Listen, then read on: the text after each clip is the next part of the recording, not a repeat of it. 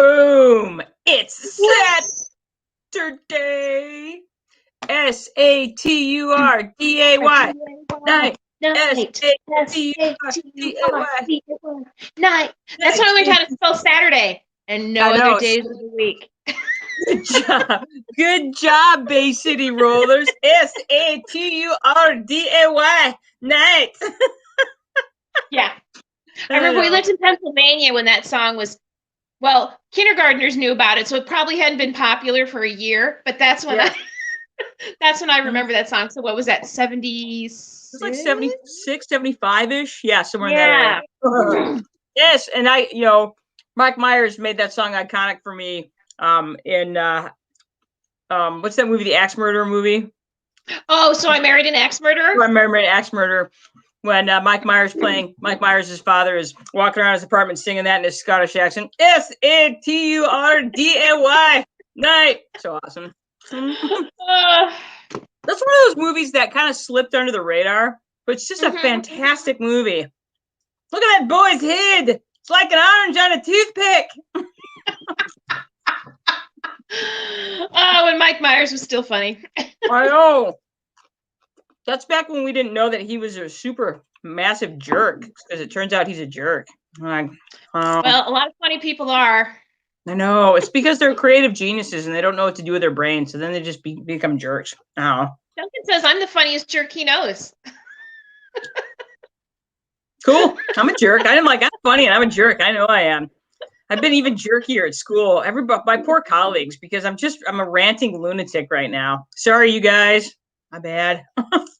When I was teaching, my last year of teaching, one of my coworkers had made somebody cry. One of her coworkers cry, and everybody was like calling her a bitch behind her back. And she's like, "Why don't they call you a bitch?" I said, "Oh, they do, but I'm funny, and you can get away with a lot more stuff when you're funny."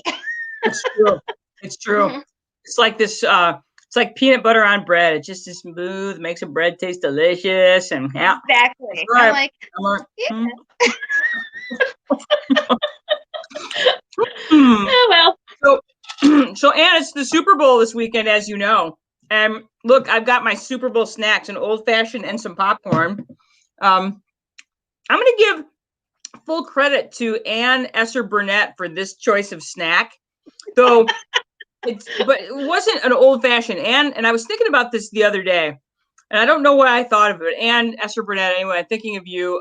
Your classic Bloody Mary popcorn combo that you used to make when we lived together. Man, damn, it was delicious. So I thought of you when I was putting my snack together today. Old fashioned and delicious popcorn. Anyway, so we're talking about, oh, look, there's comments already. Jan Stoffer, you seem perfectly normal to me. Jan Stoffer, you're the best. Thank you.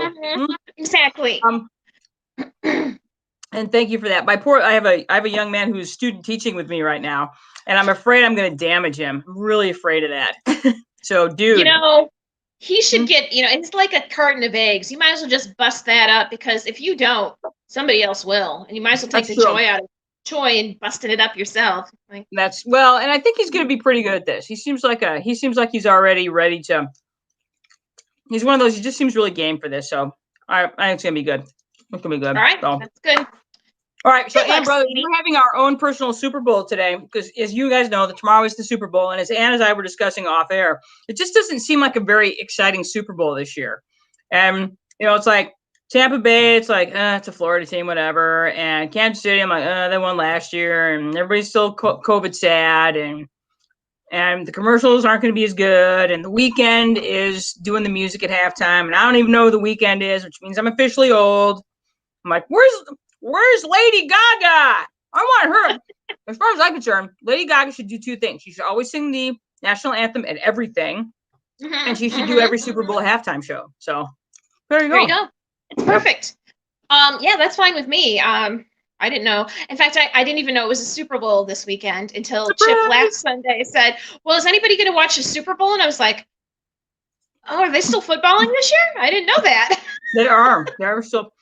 Yeah, and it's amazing when you have billions of dollars at your disposal, how well you can control COVID outbreaks. It's really amazing. Oh. Too bad they don't have that in schools. That'd be weird. Whatever. All right, anyway. Yeah. So we're having a brother sister Super Bowl, which is essentially talking about books because that's what we do a lot. So it's super books. So anyway, let's put this on there because this is the brother sisters nonfiction. So we talked fiction. I'm gonna put you at the top. Look, there's Anne at the top now. What just happened? Oh, I'm messing with that. So we decided we would talk about each of our top 5 nonfiction books because books are kind of a big deal for both of us. It makes me mad that I have to work because it gets in the way of my reading. So Me too. Me. that's why audiobooks have been incredibly important to me because that's what I do in the car back and forth from work. That's what I do when I'm doing the dishes, if I'm cleaning house, I'm listening to my books, my stories.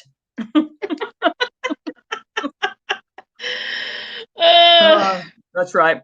So let's dive right in, shall we, Ann Brothers, with your top 5? Why, certainly. That would be Okay. lovely. Before we do that, let's talk about why nonfiction books are amazing. I'll start, if that's okay with you.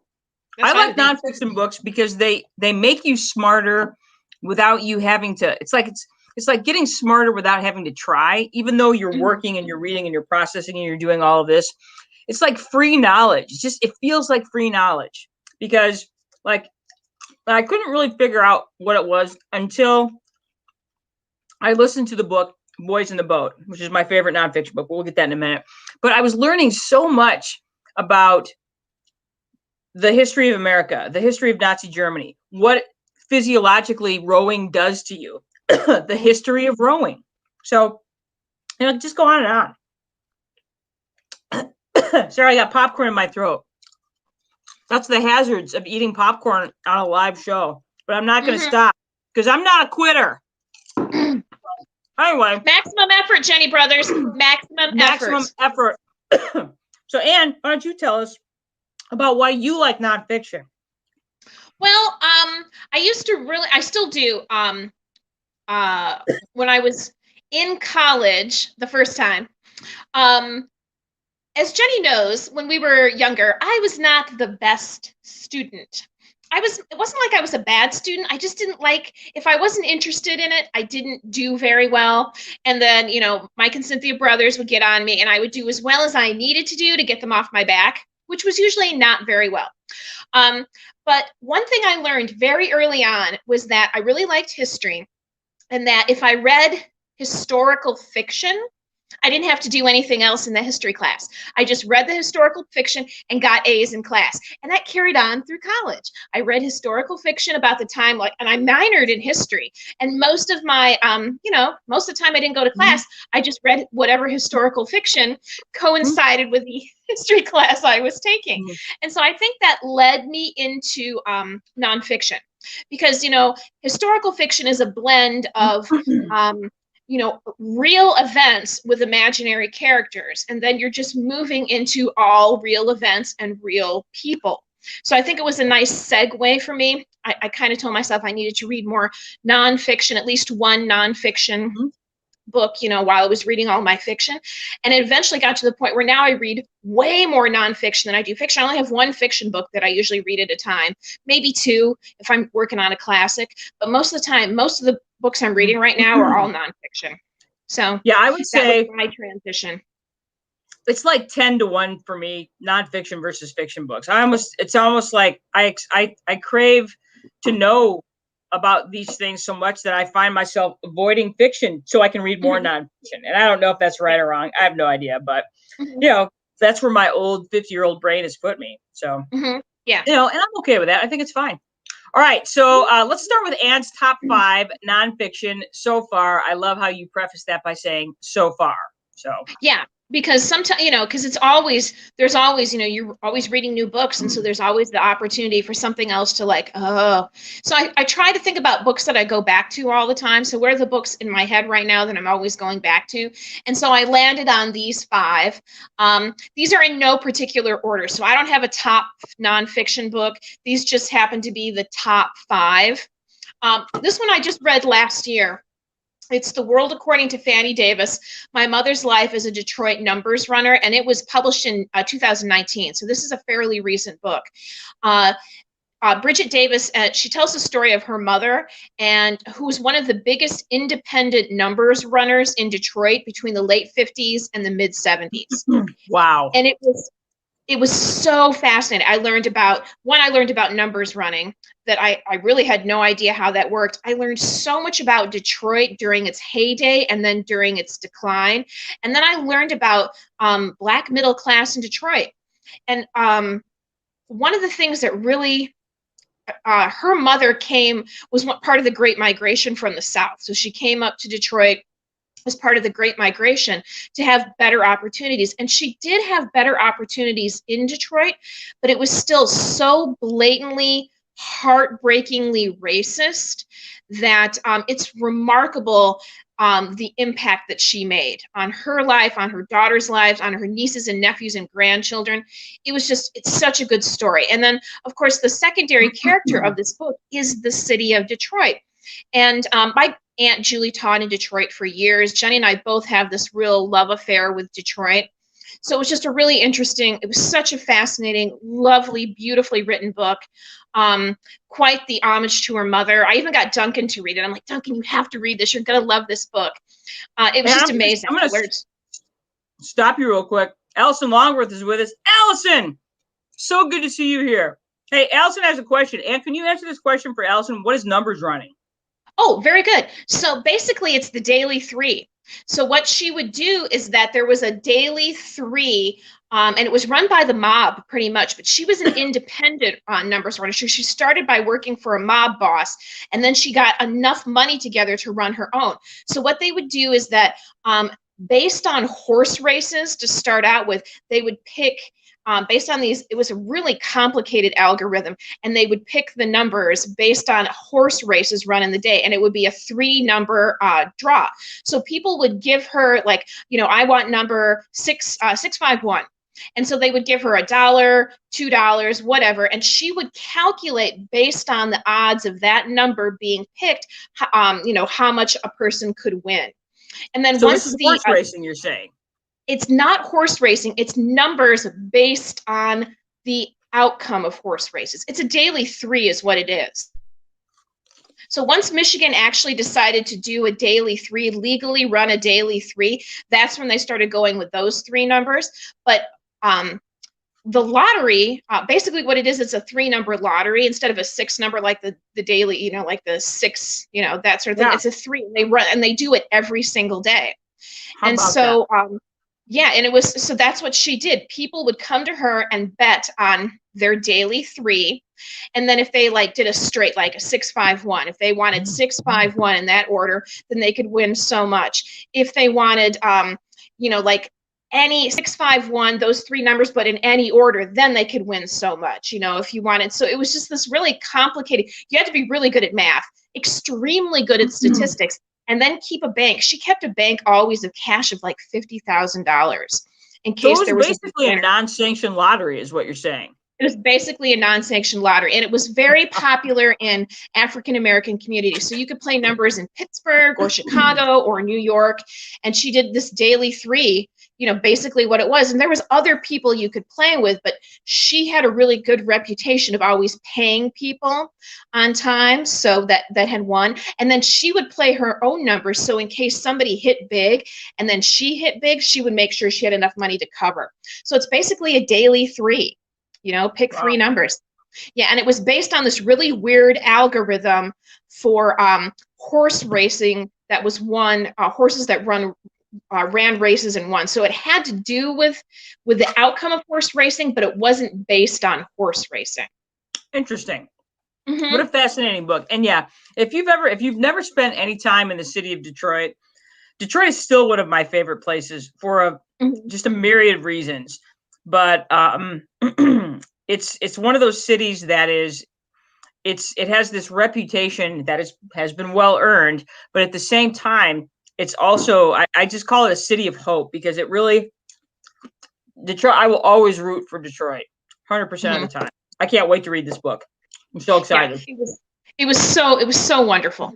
My awesome. Next book that I would recommend is Spillover: and Animal Infections in the Next Human Pandemic. This was written, it was published in 2012. So this author, he called it. He studied, AIDS, Ebola, what is it? The deer tick disease, Lyme disease. Lyme He has disease, yeah. yeah, he has like 7 SARS. He has like 6 or 7 different diseases that he studied, all the way to the back of their origin and then all the way to the front of where we are with them today. And basically he predicted, like in a number of books that are about this subject, that we are in the age of the pandemic. We are living in the age of the pandemic already. We just haven't, AIDS is a pandemic. Lyme disease is a pandemic. SARS was not quite a pandemic, but he said we're living in that age. And he's, how all the pandemics that are going to happen are going to come from some animal origin and then enter into the human population. Fascinating, really in depth. His whole thing on Lyme disease was fascinating. Whoever thought Lyme disease could be fascinating? But he talked about how, they talk about like deer ticks. I did not. He talks about, it comes for these ticks that are on deer. Well, the ticks only spend a very short time on deer. It's usually during their mating process. Most of the time, deer ticks spend most of their time on mice, because mice are really bad about getting the ticks off of them. So you see more Lyme disease now in subdivisions and small metro areas where there isn't enough predators, there isn't enough fox, there isn't enough owl, there aren't enough snakes, there aren't enough of small predators eating mice. And so you're going to see more and more Lyme disease in suburban and small metro areas.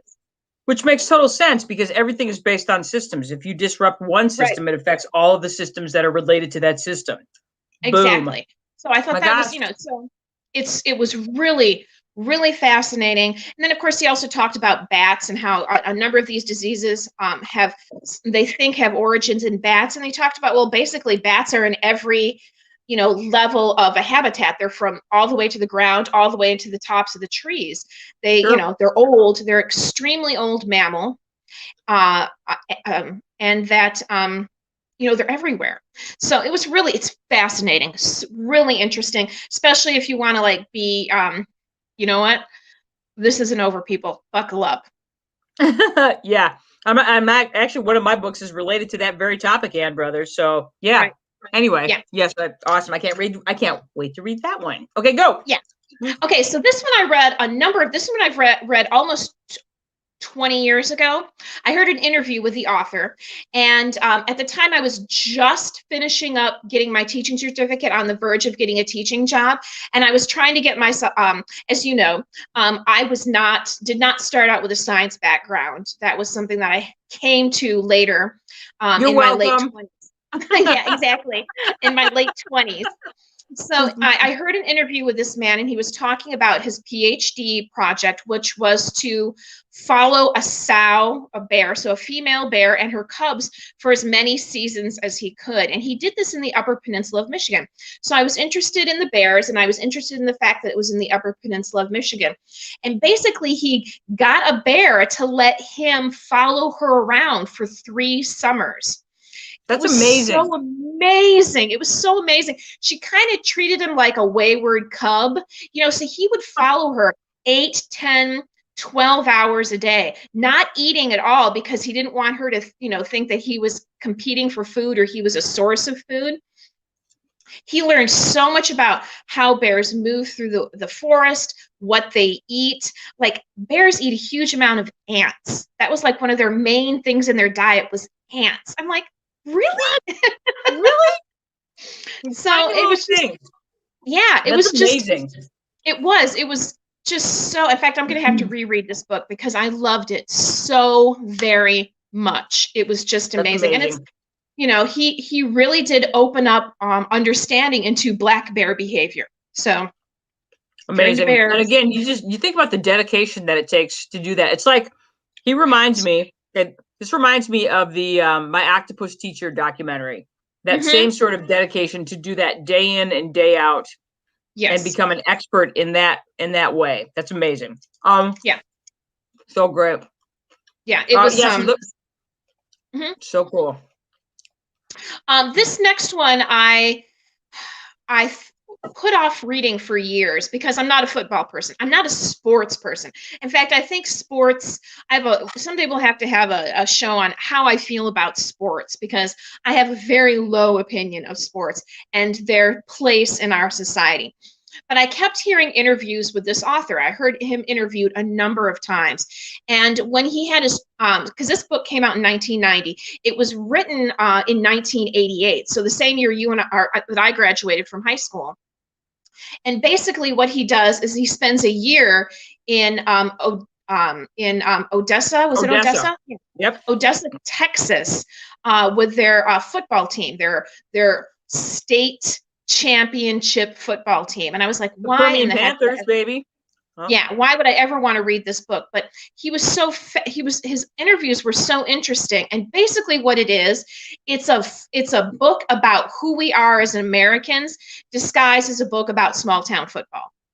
As I was reading this book 2 years ago, I was like, it could have been right now. It was so germane to the political and socioeconomic outlook of America, of white America.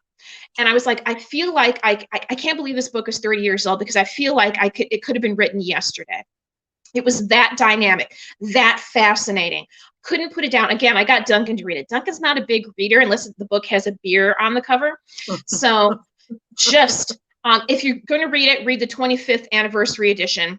I've gotten a number of people to read this book, and it's not, and like I said, if you're not interested, you're like, oh, I don't read sports books. You got me to read it, and I like sports. But I avoided this book because of the cheesy movie and the even cheesier television series. Sorry if you love the television series.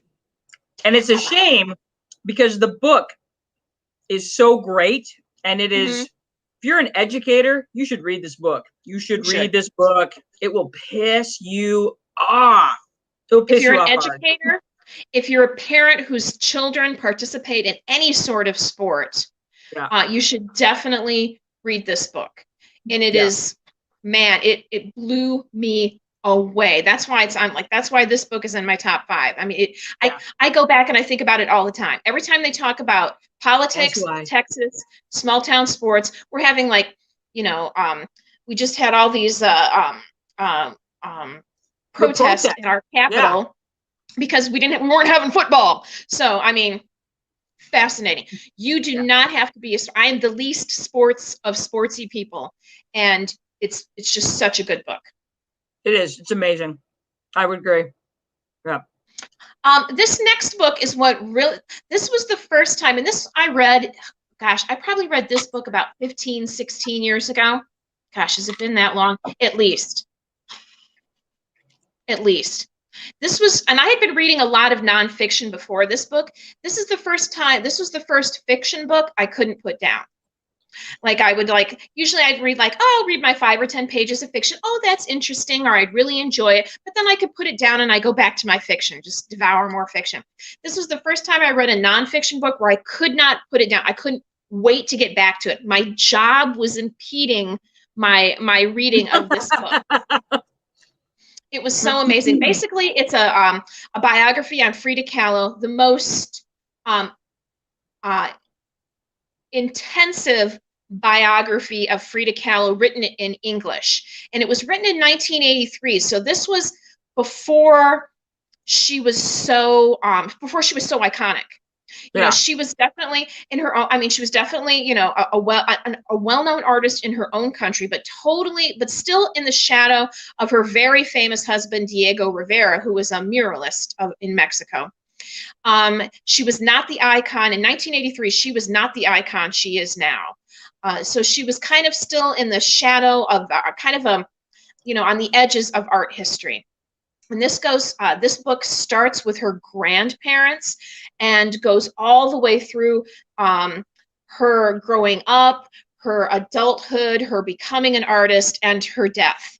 Her influences, how she became who she is, the purposefulness of her image. It is really, if you like if you have a Frida Kahlo, whatever, something sitting somewhere, you should probably read this book. It's really, really amazing and really goes into her as an artist and her as a woman and what influenced her to be the icon that she is today. She could be the secular saint of creativity.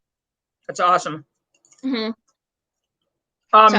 I will read this before we go to the Frida Kahlo exhibit in July together, Ann Brothers.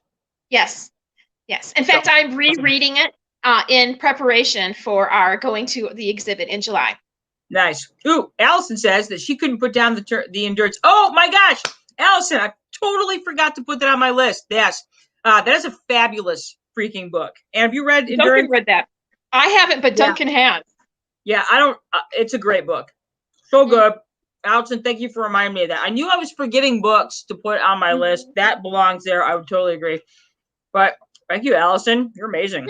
But yeah, I would agree that this is something I have to read before we go to our exhibit. The exhibit that we were supposed to go to last year, but we got postponed because of COVID. This year we're going. Damn it. We're going. Damn it. So, yes. Man, these are some of your other must-read nonfictions. Yes, I have Evicted, which is Poverty and Profit in the American City by Matthew Desmond, published in 2016. This book will break your heart.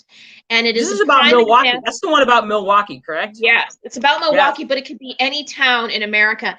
And this is a prime example of how we are no longer a country where you pull yourself up by your bootstraps to be successful. We're a country where based on your zip code is the bigger identifier as to what your life will be like as an adult. And this is a prime example of it. It'll break your heart. We're no longer a meritocracy. Absolutely not. Absolutely not. No. Jan Stauffer wants to say, she has a question about where the Frida Kahlo exhibit is this summer. I can't think of the museum right off the top of my head, but it is just north of Chicago. Jan. I know what it, Dan, and I know what it is too. I'll think of it. Give me a minute. I will think of it. Right on. Hi, Carrie Lennon. Good to see you. Right on. We're talking nonfiction today. Anne is in the midst of telling us her other great nonfiction books that you should read. Go. The Living Great Lakes, Searching for the Heart of the Inland Seas by Jerry Dennis. Absolutely fabulous. I got Duncan to read this. I got his dad to read this. I got so many people to read this book. You're just going to, by the time you're done, you're going to want to sail the Great Lakes. That's how awesome this is. 100% and I don't like true. to sail. No, and again, this was one I had. This almost made my top 5. It was literally, I swapped out one at the last minute, but this is how much I freaking loved the Living Great Lakes. How much I love this book. Yeah. Amazing. Bad Feminist Essays by Roxane Gay. Funny, poignant, and remember this, ladies and gentlemen, if you don't feel that you're a feminist, just remember a feminist is somebody who believes that women shouldn't be treated like shit just because they're women. That's all a feminist is. So we should all be feminists. I also chose, I just finished this one, like literally a month ago, The Mosquito, A Human History of Our Deadliest Predator. Again, fascinating. Man, we're so lucky we don't have malaria in this country anymore.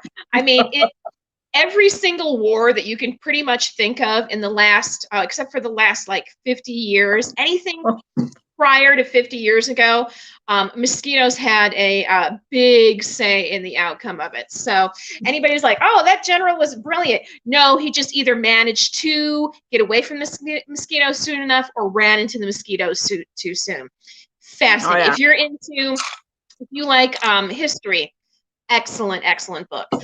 Guns, Germs, Steel, The Fate of Human Society by Jared Diamond. This is a classic. A lot of high school and college freshmen have to read this book.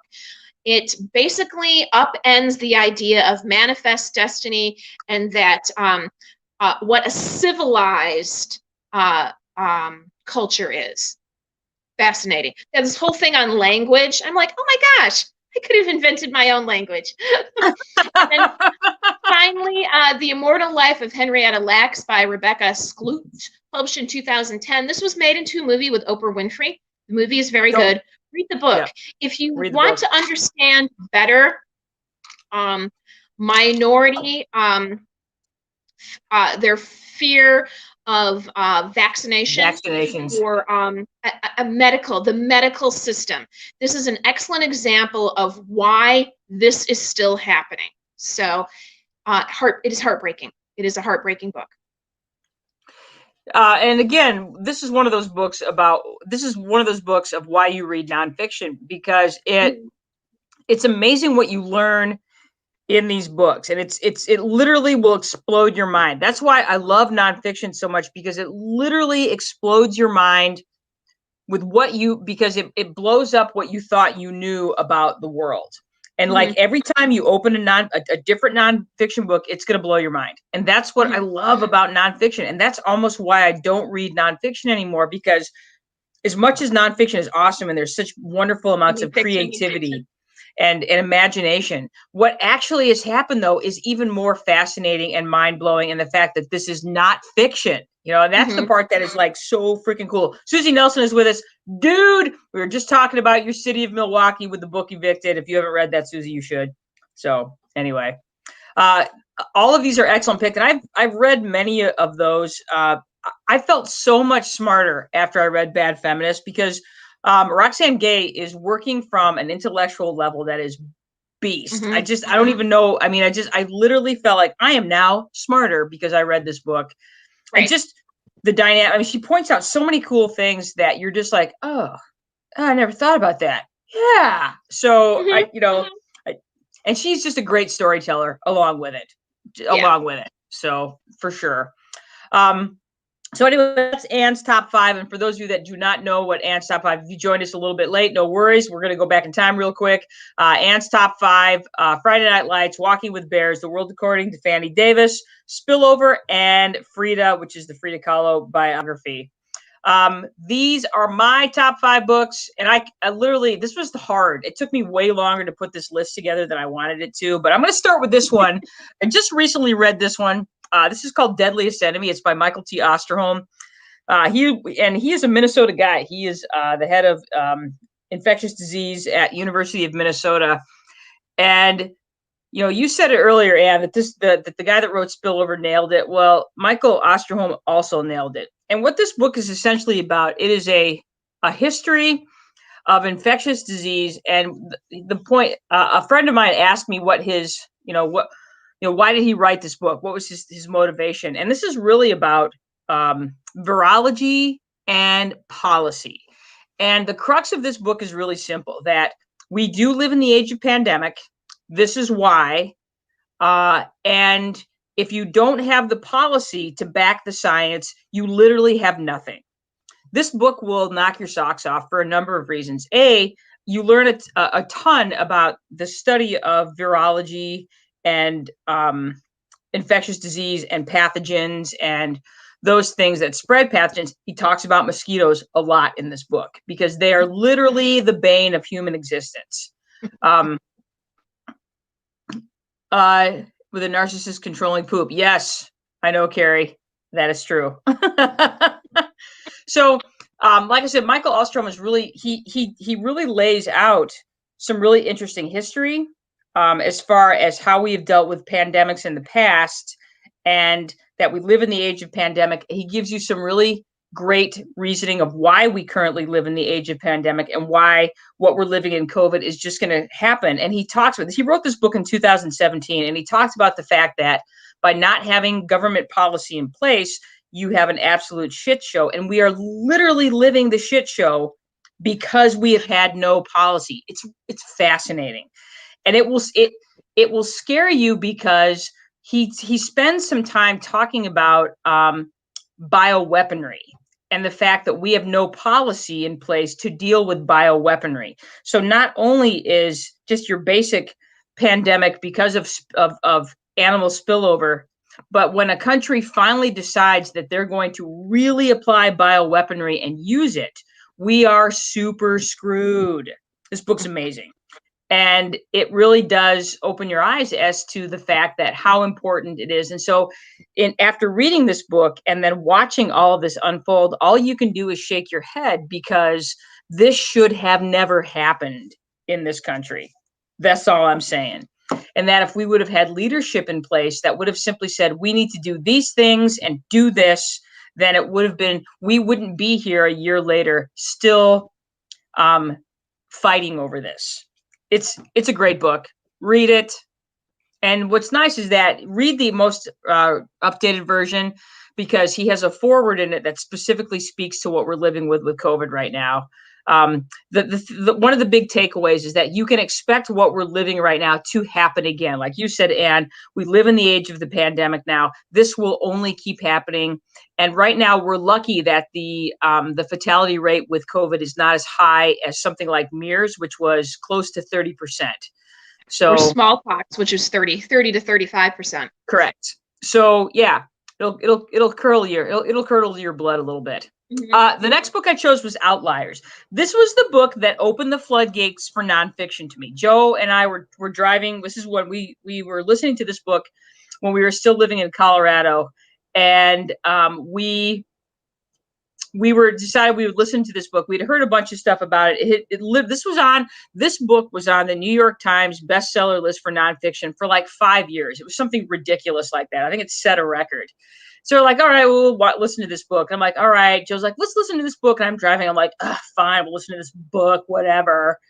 And within 15 minutes, all I wanted to do was listen to this book, because this is about success. So we have ideas in our head that success is because of one thing or the other. And what Malcolm Gladwell talks about in this book is that success is a product of good circumstance and hours of work. So he talks about the Beatles. He talks about Bill Gates.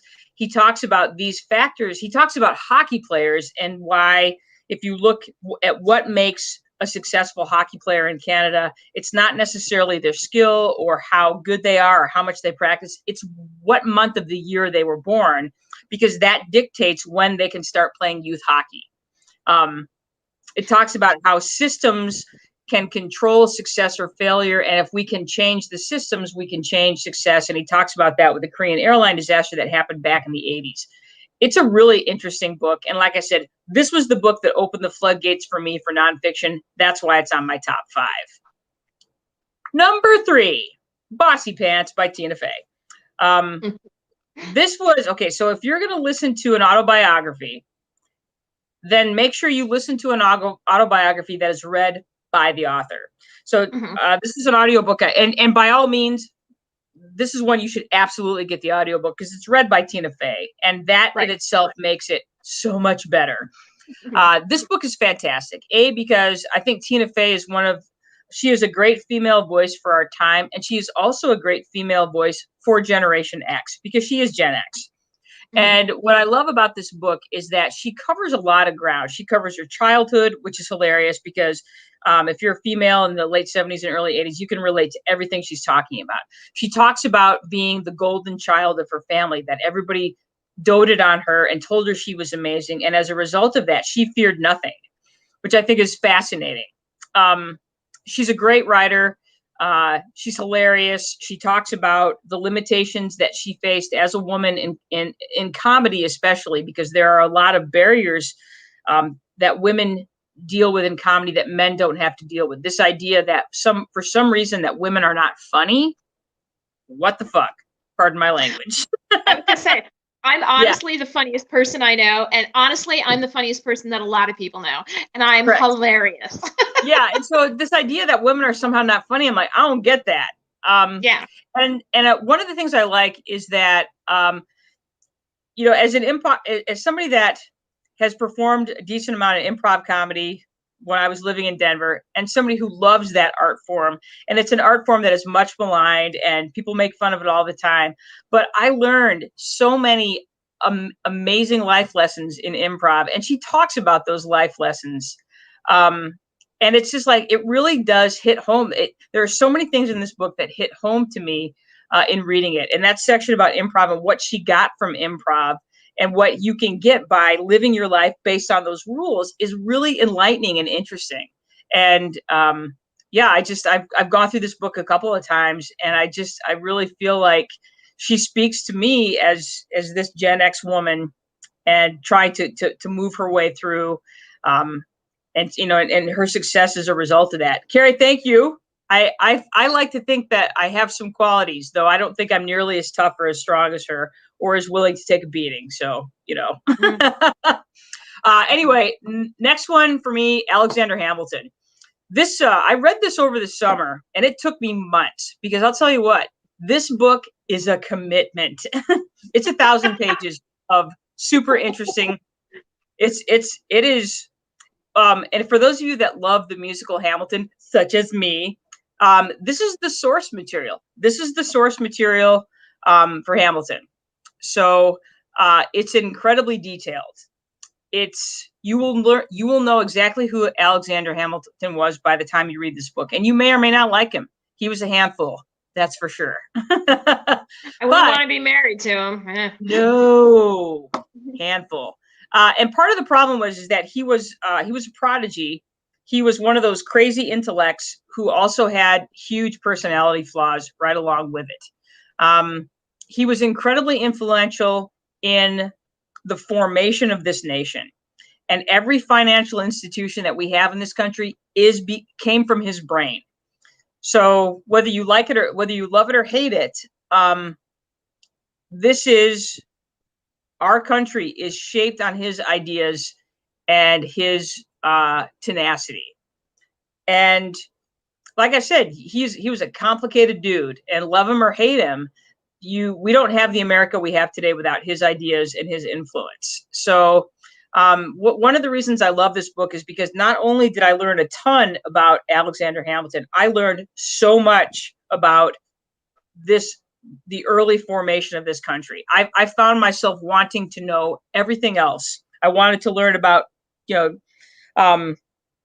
John Adams. I wanted to learn more about Washington. I want to learn more about Thomas Jefferson. I want to learn more about what the states were like. It's just, I found myself just like, I must know more because there's so much interesting detail about New York and New Jersey and what things were like and how things looked and what it was like to be president at that point. And, the influence and how they figured things out. And it really makes you look at what's happening now with our little insurrection that we had on January 6th. I'm like, this isn't that much different than what it could have been like in 1800. There was that much disruption. There was that much weird stuff happening in this country that could have easily, what happened on January 6th could have easily happened in 1800. It was that crazy. So thanks, Carrie. It's fun, and I do have my moments, that's for sure. Carrie, then you should definitely take the time to read this book. I did the audio version of this book because, again, I spent, I would literally plug it in when I was doing dishes, mowing the lawn, cleaning my house. I couldn't stop listening to this book. I found myself thinking about it all the time, even though I knew a lot of the history. And what was really fun is that as you read the book, and then after you read the book, and then watching the musical Hamilton, you could literally pick out the bits and pieces that they change, that they ignore, that they focus on. It's pretty cool. I think it's pretty cool. So there you go. Lots to think about when it comes to this particular book. All right, next up, The Boys in the Boat. This is my favorite nonfiction book ever. And I've gone through this book several times. It's the incredible story of the 1936 Olympic eight-oared rowing team. They won the gold medal in the 1936 Olympics. And this book is an incredible look at, it's told through the eyes of a man named Joe Rance, who was the number 7 seat in this particular boat. And so it's told through his story because the author essentially got to know him and got his version of events and then looked at the greater history and came up with this really excellent story told through Joe Rance's eyes. So it's this really great story about this, not just this Olympic boating team, but it's also does this fantastic job of painting this bigger picture of Depression era America and what was happening and what these 9 young men had to go through in order to succeed. I mean, because you look, you have the 8 men that are rowing, and then of course the coxswain, who's basically in charge of the boat. So you learn a ton about Depression era America. You learn even more about Nazi Germany and their motives for the 1936 Olympics and what they hoped to gain from the 1936 Olympics. You learn about the sport of rowing and the importance of team of working as a team, and the intricacies and the delicate nature of rowing. You learn about George Pocock, who was the man who built the shell and who was literally considered the greatest shell builder in the history of rowing. And his passion for rowing and his passion for wood and his passion for poetry, and what each chapter starts with an excerpt from his writing and his thoughts about rowing and what it does to a person, and what it does to your outlook on life. You learn about the physiological toll that rowing takes on your body, and it's really fascinating. And like I said, it really is one of the most complete stories that I think you can read about a particular era or a particular sport. And so, Anne, when you were saying earlier that you don't necessarily understand sport, what I love about this book is that it answers some of those questions about why sport can be important. But what was great about it is that many of these boys were not rowing for fun or rowing. They were rowing because this is how like Joe Rance wanted to be on the rowing team because you couldn't get a job on campus necessarily unless you were part of a team. And so he desperately needed to be part of that rowing program because otherwise he wouldn't have been able to pay for college. And many of those boys were rowing for the same. They were rowing so that they could have money to eat, so that they could have a job, so that they could go to school, so that they could maybe rise above this Depression era. So, yeah. And the thing is, Carrie, what I love about this book, and the last thing I talk about on my points here is that it illustrates what we have lost as a nation in terms of overcoming adversity.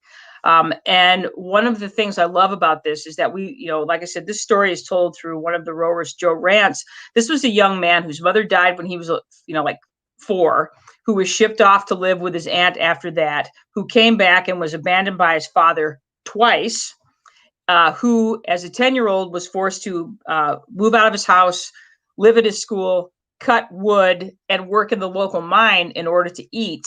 And who later, as a 14-year-old boy, was abandoned again, who lived by himself, got himself through high school, did anything he could do to make money, and still managed to get to college and graduate and win an Olympic gold medal and become an engineer. And it really is just a great book and a great story. And it breaks your heart, and it's inspiring, and it's so interesting because you learn a ton about the motives of those in Nazi Germany and why the Berlin Olympics became so important to them as a propaganda tool to make the world feel fine, that Germany wasn't going to mess with you. It's fine. We're just this nice, efficient, clean country that hosts a great Olympics.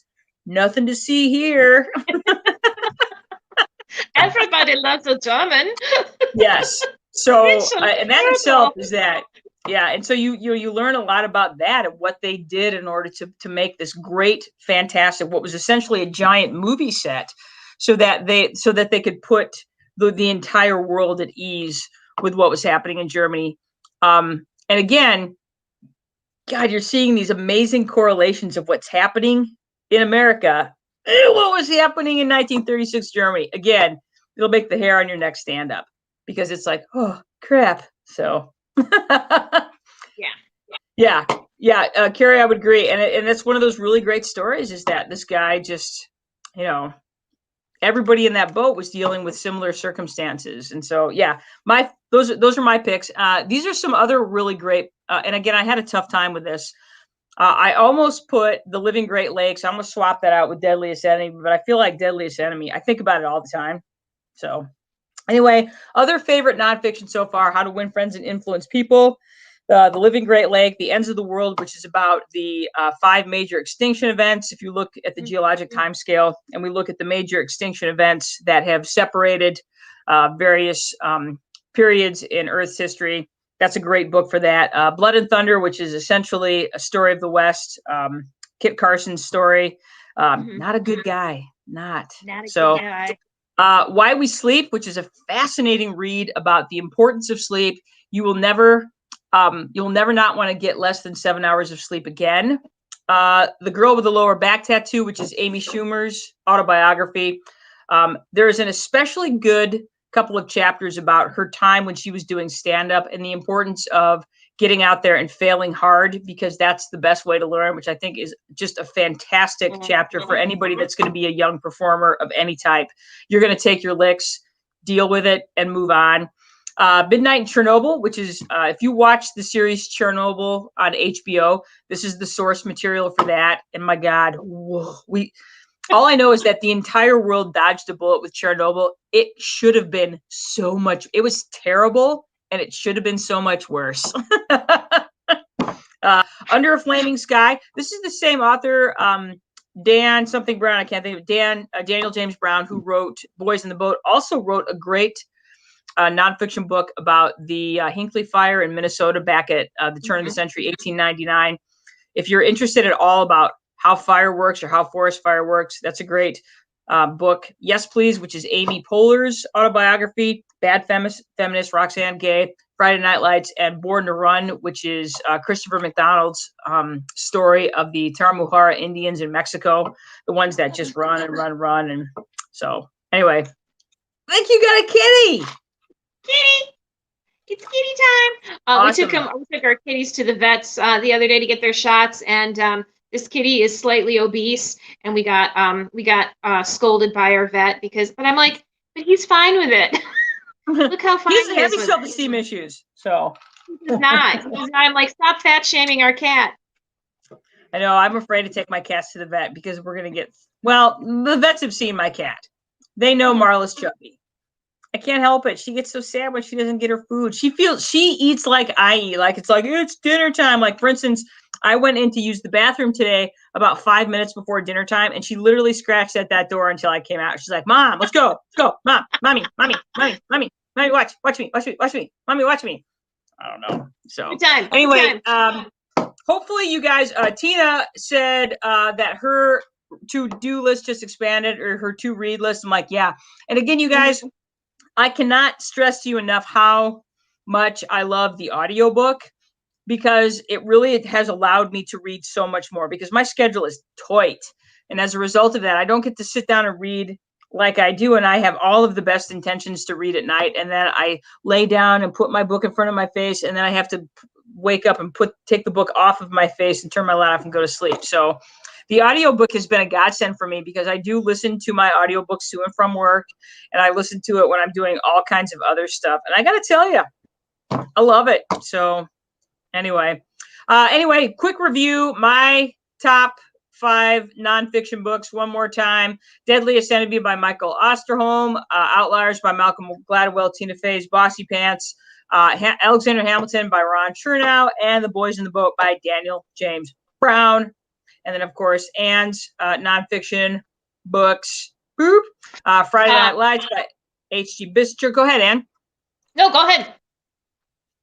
The World According to Fannie Davis by Bridget M. Davis. Who wrote Spillover, Anne? Spillover is, I'm sorry? Is it David Quammen? Yeah, David Quammen. Frida, okay, David Quammen. Frida by Hayden Herrera. And Walking with Bears by Terry D. DeBran, Ph.D. So just a lot of really great books. There's just so many books. I need Anne's top 5 again. All right, one more time, Jan. I'm just going to go through these. The World According to Fannie Mae, and that is by Bridget M. Davis. Spillover by David Quammen. Walking with Bears by Terry D. DeBrun. Friday Night Lights by H.G. Bissinger. And Frida, a biography of Frida Kahlo by Hayden Herrera. So, yeah, really great. I've not read all of those. So, again, my list just got expanded as well. So, anyway, yeah, if you're looking for something to read those. Read those. Again, it's a great place to start. And I have to admit, so I invested in an Audible subscription about 3 years ago, 4 years ago. And it's $14 a month. And you essentially get a credit each month, and then you can spend those credits however you want. And I find it, a lot of times audiobooks run in the $20 or $25 mark. So if you're only paying $15 for your audiobook, you're actually saving a little money. Of course, you can always do the old fashioned thing and go to the library, and many libraries have audiobooks that you can get. But if I'm impatient and I don't want to wait, so I just spend my money, and then I can go back and listen to them whenever I want. Mm-hmm. So, and if you've got time to read, then by all means, get the regular version. But but one thing though, when you're getting an audio subscription, you need to be very careful. One of the things with audio is, and when you're dealing with audiobooks, is you want to make sure that you're getting something that is not abridged. So when you if you find a book you like on audio, click on the title and read everything about it, because it will tell you if it's an abridged version or not, because some audiobooks don't give you the full version for whatever reason. I'm sure it's a production thing. So make sure you're finding something that's unabridged, because then you're getting the full reading experience. Mm-hmm. So there you go, which is what you want. So that's my advice. Anything to add, Ann Brothers? I have nothing to add other than, I wish I had more time to read. I wish I had more books and more reading. You know what? I'm going to have to tell Duncan that he needs to support me in a lifestyle that I can become accustomed to, so I have more reading time. Yeah, let's go, Duncan. Chop, chop. Chop, chop, chop. He said he's laughing at the cats, not at me. Whatever. Exactly. So. Whatever. No, anyway, look at the cats are sitting there hanging out. They're like, Mommy's reading. Mommy's doing something. So, anyway, folks, thank you for joining us today. We'll be back next week to talk about whatever. Whatever. And if there's things that you want us to talk about, let us know. We'll figure it out. And so, yeah. But good news is that we have made it into the first week of February. Tomorrow is Super Bowl Sunday. So if there's a particular Super Bowl team you want to win, good for you. I like to watch the Super Bowl. I don't really have I love sports, so I don't really have a dog in this fight. Jan, good one. I totally forgot about Into Thin Air. Totally that's a good book. That book. Yeah, because Jan, when I read that book, I don't know, a good 20 years ago. Mm-hmm. And at the time, I still thought maybe I wanted to go to the top of Mount Everest. But then I read that book and I was like, nah, I'm not doing that. That sounds terrible. I'm not doing that. That's stupid. Yeah, exactly. So, yeah, I was thank like, you. Oh, you know what? And I just thought of another book. So John Krakauer wrote Into Thin Air, great book. I'm trying to think of the book he wrote about the Mormons. Oh gosh, what was that book? God, I know what you're book. talking about too. It's upstairs in my library. Because that now, was you know what? We're not leaving till I find out. John Krakauer. He's got it. Yeah, I enjoy him. Hang on. Yeah, sorry, I can't remember, and it's gonna make me nuts. Under the Banner of Heaven. Oh, that's a good book. Yeah. Mm-hmm. That is a good book. So John Krakauer, Into Thin Air, which will convince you to never, it will convince you don't ever climb Mount Everest, and it will tick you off that everybody else is climbing Mount Everest. I'm like, we should not be up there. What a mess. Yeah. What a mess. Anybody with a spare $70,000 gets their stupid ass hauled up that mountain. No. Yeah, it's not what it used to be. All right. So anyway, Jan, the book is it's John Krakauer's Under the Banner of Heaven, and it's essentially, it talks about the violent history of Mormonism, and it is and I certainly don't want to upset anybody that is part of Jesus Christ of Latter-day Saints. That's not the point of that. It's just a really fascinating history, and how hard they have had to fight. It's like I said, it's a fascinating history, and I was surprised about what I learned in that book for sure. Mm-hmm. Yeah. Thank you. Great book, I would agree. What is your favorite general? What does that say? General to read? Genre. Okay. Nonfiction. It's not close. I am a huge nonfiction fan. When I was younger, honestly, I have never been a huge, I would say, historical fiction before nonfiction, and now straight up fiction, or straight up nonfiction for sure. So yeah, that would be I just really like nonfiction. And again, because I'm always surprised by what I learn, not just because the story itself will, when I read, I'm going to take as an example, Under a Flaming Sky, which was about the Hinckley Forest Fire. I learned so much more just about the history of Minnesota and the history of timber and what it was like to be a timber worker, and what fire does to trees, and that in itself. Because I always learn more than I think I'm going to learn when I read nonfiction. Mhm. There's just Yeah. it has tendrils in terms of what you're going to learn, and that's what I love about nonfiction. So Well, and there's been plenty of times where I've read. I mean, when Jenny and I read was Blood and Thunder. I finished that book, and I'm like, Jenny, we have to go to Arizona. We have to go to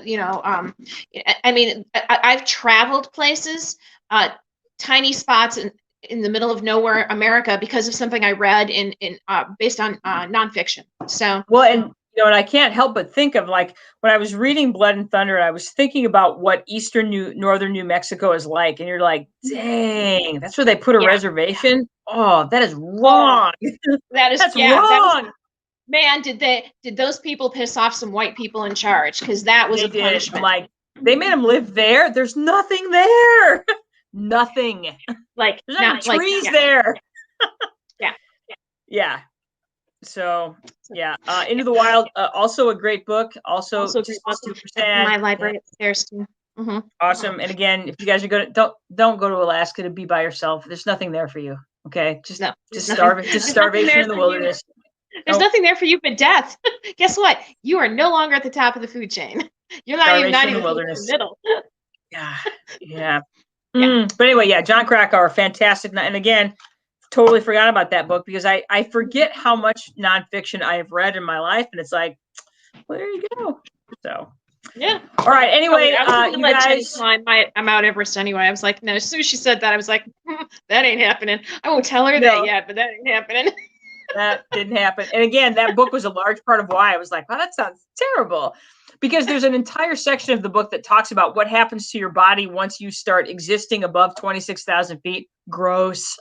Gross. Exactly. You shouldn't live there. There's no oxygen. Mm-mm. You need oxygen to live.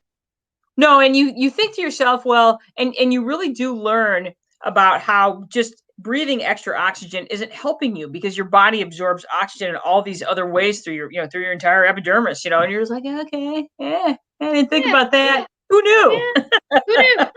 Yeah, fascinating. Susie Nelson says, go sportsmen with balls on fields and things like that. That's right, because the Super Bowl is tomorrow. But you guys just got the real Super Bowl. You got the brother-sister Super Bowl of nonfiction. So I'm going to root for the team with the best costumes. Good one. I don't know who has the best. You know what? The Buccaneer always looks so jolly. Root for that one. Yeah. So swashbuckling. Yeah. Pirate. I'm just rooting for it. Again, I know The Weeknd is the halftime show. I'm just like, whatever. Ugh. I'm sure people love The Weeknd. I'm not super familiar. I wish it was Lady Gaga. I want that. Yeah. Oh, I understand there's a chicken wing shortage. So that What and now? COVID. There's a Stop chicken it, wing wait. shortage. What? Chicken wing shortage?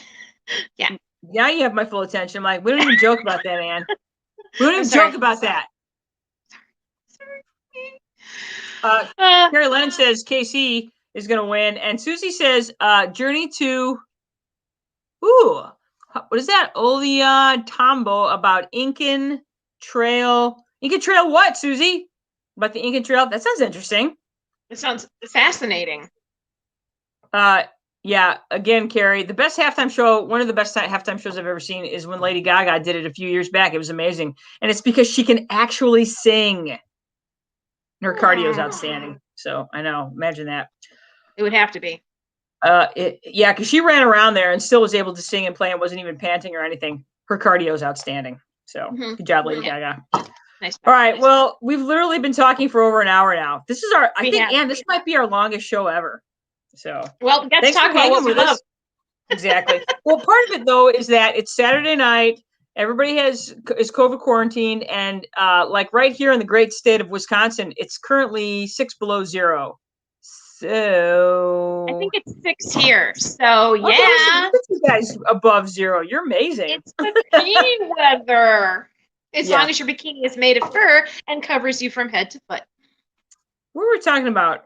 Oh, we were talking about Miley Cyrus because Miley Cyrus is doing something for the Super Bowl tomorrow, and apparently she's going to be doing it in a bikini. And my words to that were, if I had a body like Miley Cyrus, I would be teaching in my bikini. Are you kidding?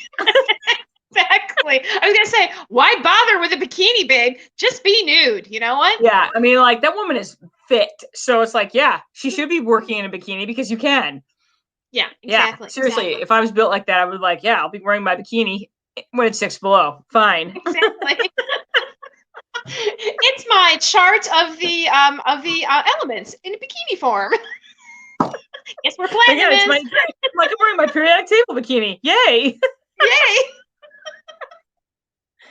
Terry, we love seeing you too. Thanks for joining us tonight. You guys, we have just for the record, Ann, we have like 306 followers now. I know. We should write a book. I think I'm going to. I'm like, how to get 300 followers with the brother sisters. So The brothers there you go. in only 6, 7, 8, 10 months. So yeah, we haven't even been a year yet. Just so you know, Ann, one of my goals for 2021 was to get us to 1,000 followers this year. So I'm working on it. I am reading my book and I'm taking notes. So you just wait and see. This is gonna happen. So there you go. You know, we need football costumes. That will help. You know, actually, we need that. We need cheerleaders, or because we need because I have noticed that the majority of our audience is women. So if we want men to start watching us, it means you're going to need to show your boobs. So That might have been cute like 25 years ago. It is less cute now. just remember, Ann, there are 70-year-old men who would love to see your boobs out there. Exactly. We just have to give them to figure out how to use a computer or a phone.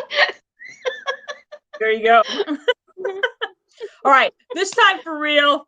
You guys, thank you for tuning in. We'll be back next weekend to do something. I'm not sure what we're going to do yet, but we'll get there. Thanks for joining us. Read lots of books. Get smarter because it's good for you because your brain just gets, your brain is, there's a word for it. I can't think of it. It's a muscle. Flex it. There's actual neuroplasticity. That's what it is. There you go. Nice, Jenny There we Brothers. go. Nice. Neuroplasticity, which means our brains get bigger, stronger, faster if we continue to fill them with excellent information. Tina's favorite is chocolate. I lost the context of that. So, chocolate. No. All right. So anyway, you guys have a great night. And thanks again, you guys. And we will see you next week. Peace out. Bye, baby. Bye.